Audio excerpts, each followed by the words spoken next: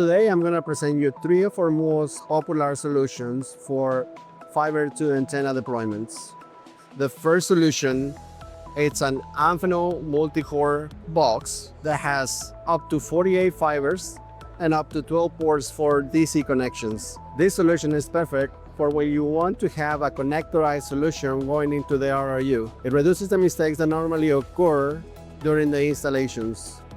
The other product, also popular in the market, it's a Breakout box. It's a hybrid box that can contain up to 24 fibers, single mode, and up to 24 fibers multi-mode. It can carry hybrid solutions into the box and then discrete fiber jumpers to the RRUs.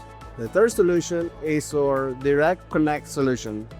With this solution, you can have a hybrid configuration carrying up to 48 fibers and 12 conductors going up to the top of the tower. This solution is perfect when you don't want to have any losses in between. You can connect the DC directly to the radio, and you can connect up to 12 fiber jumpers onto the antennas.